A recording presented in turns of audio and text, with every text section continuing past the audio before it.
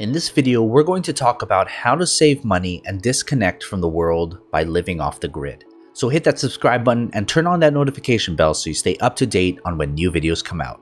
Living off the grid conjures up pictures of people living in Alaska in the depths of the wilderness, or hippies in Vermont living in tiny houses, or anti-government conspiracy theorists living in Texas.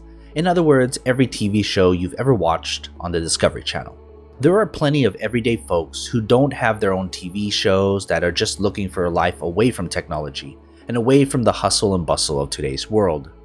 In many places of the country, living off the grid is simply a reality for many normal folks.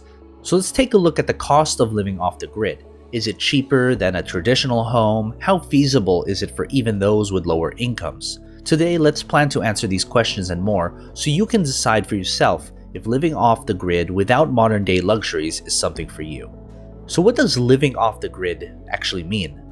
Living off the grid means different things to different people, and there are various extremes. In general, however, living off the grid means living typically in the wilderness with no reliance on modern technology. That could include electrical grids, electric and propane heaters, and other utility lines. Essentially, you're entirely reliant on the system you create. Living off the grid requires sustainable living. So you'll need to find your own source of heat, electricity, and even shelter and food, all without the help of modern-day conveniences. Fortunately, there are ways that you can give yourself a financial head start, ensuring that you can afford to purchase all of these things that you will need in order to live off the grid. So first, let's start by talking about the cost of land.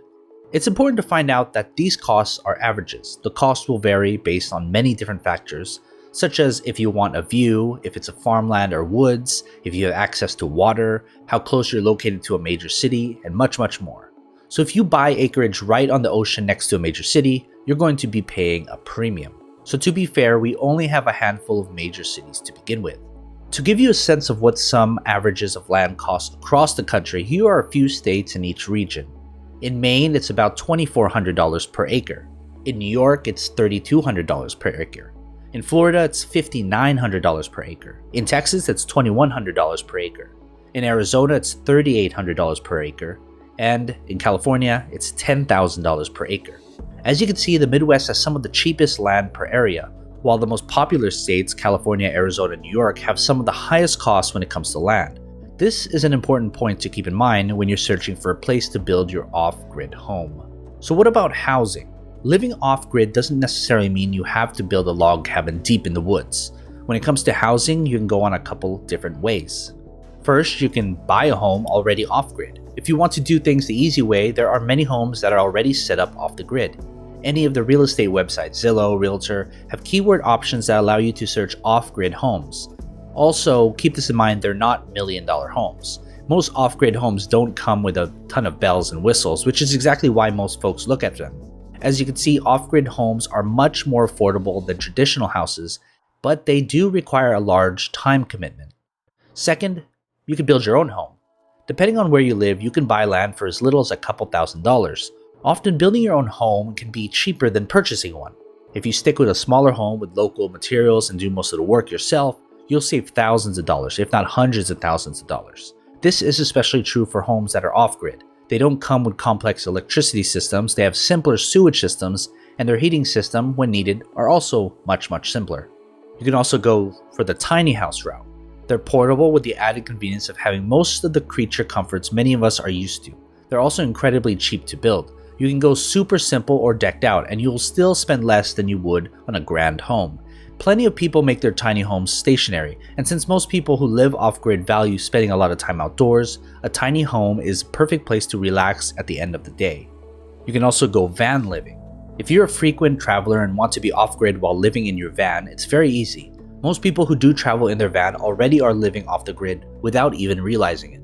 One thing to note here, however, is that you're entirely dependent on the resources around you. You'll need to find somewhere to shower, places to stop and eat or make food, and a place to park your van every night. Next, you need to decide whether you will live in a community or on your own.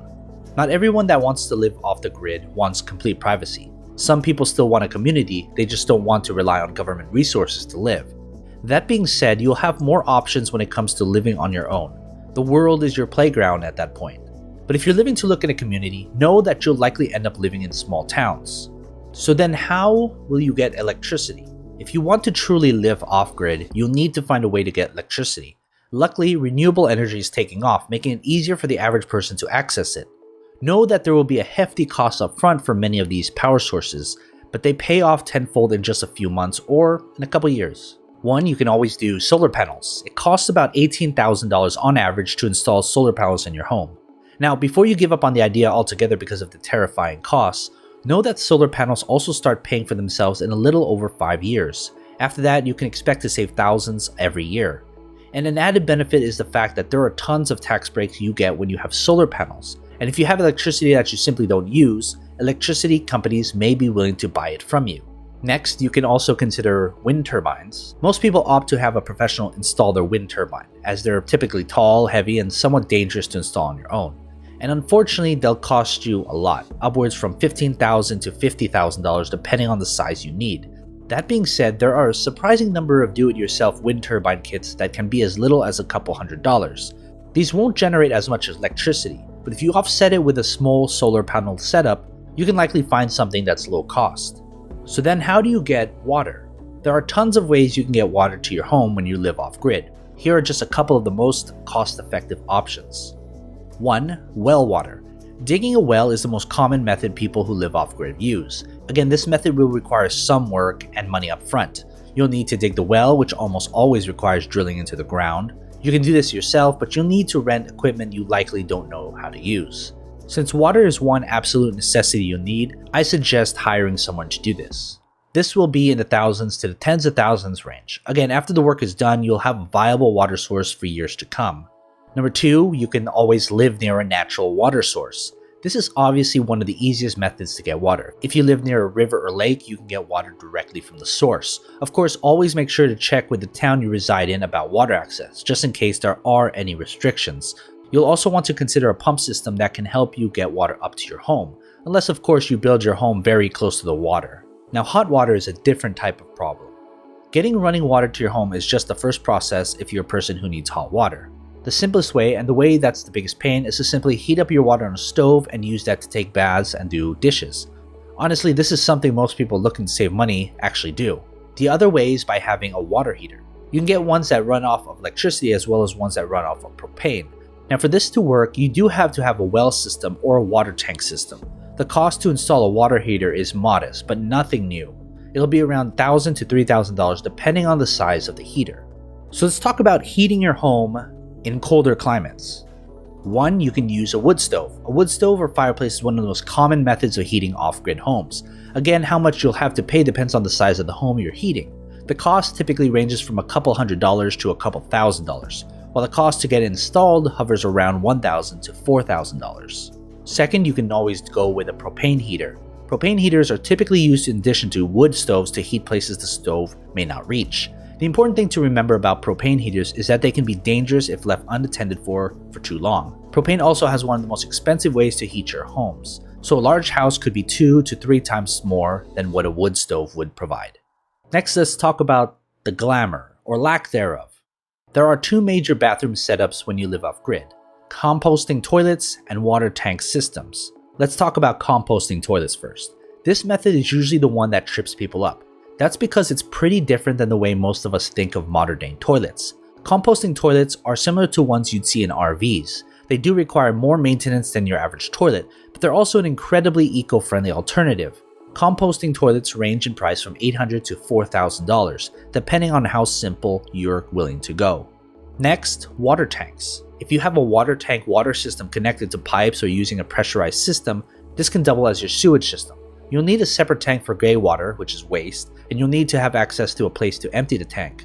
This is, however, a somewhat cheap option, as the tanks itself are usually only a few $100s. So then let's talk about internet when living off-grid. Whether or not you have the internet while living off-grid is entirely up to you. Many diehards will say that having internet defeats the whole purpose of living off the grid, but so many job industries are based online these days that not having internet access may not be a reality for everyone. If you do opt for internet access, you'll need to get a little creative. Here are a couple ideas to get started. Number 1, using an unlimited data plan. If you have cell phone coverage in your area, you can get an unlimited data plan and use your phone or tablet as your sole internet source. Most people do everything they need on their phone anyway, so why not take advantage of it? Number 2, satellite internet. Some rural communities have satellite internet options. While there aren't many satellite internet options on the market right now, if you're in the range of either Viasat or HughesNet, you could potentially get internet much cheaper than those who use traditional providers. Both companies have plans ranging from $30 to $150 per month. And number 3, Wi-Fi. If you're traveling a lot of public places have Wi-Fi, and you can use that to gain internet access when you're traveling. Let's now talk about working off-grid. Plenty of people opt to keep their regular 9-to-5 jobs and go home to their off-grid home instead. But if you're not close to a hub where there are a lot of jobs, you'll need to figure out some form of employment. Number 1, you can do freelance work. If you opt to have the internet at your home, freelance online work is always an option. You can blog, edit, do design work, submit your photography to photo sites, and the list goes on and on. Number 2, farming. If you want to make off-grid living your full-time job, you can. Just know that not anyone can come up and decide to move to the country and be a farmer. It takes some serious know-how. In the meantime, you can work on local farms which typically need help during the harvest seasons. If you live in a rural area, there's more often than not going to be many farms for you to choose from. You can pick up skills from local farmers in your area and learn a thing or two. Number 3, trades. Even if you live off-grid, chances are there are people around you who don't. If you're already a skilled trade worker, electrician, plumber, carpenter, you can benefit from the fact that those around you still very much need help with their on-grid systems. So next, let's talk about who off-grid living is for and who isn't it for. Living off-grid is best for those who know what they're getting into. Most of your time is spent simply surviving. If you're looking for a way to maintain a simpler life, living off-grid is the perfect answer. If you want an extreme way to save money, off-grid living is for you. All in all, once you get everything set up, living off-grid is a cheaper way to live.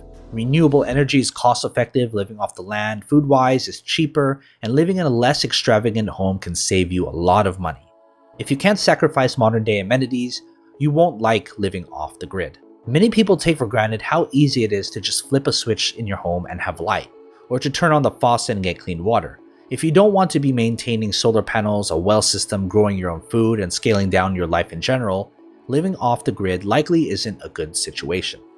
Living off the grid is not for everyone, but for the brave few, there are savings to be had. Since you live without most modern amenities, there goes the cost of subscription services, high-cost heaters, and air conditions, among others. You're forced to live a simpler lifestyle off-grid, which is what some people crave. At the same time, living off-grid does come with a high upfront cost in some cases, so make sure you weigh both sides before making a decision. So what are your thoughts? Do you plan to live off-grid? Are you thinking about downsizing and saving a lot of money? Leave a comment down below and let's get a discussion started. And as always, take care of your money. I recently finished The Simple Path to Wealth by J.L. Collins, and I included it in this video because I want you to expand your knowledge in all ways about your money. I'll leave a link to the book down below, and if you prefer listening to it on an audiobook for free, I'll also leave a link to a 30-day free trial to Audible. You can choose this book or any book to listen to, and even if you cancel before your free trial is over, you can still keep the book and listen to it whenever you want. Oh, and one last thing before you go. I created a course called Smart Money Parenting as a way to teach parents how to educate their kids about money. An early financial education is the foundation for wealth building, so give your kids a future they deserve. Use code MONEY20 at checkout to receive 20% off my master course. I'll leave a link to the course down below.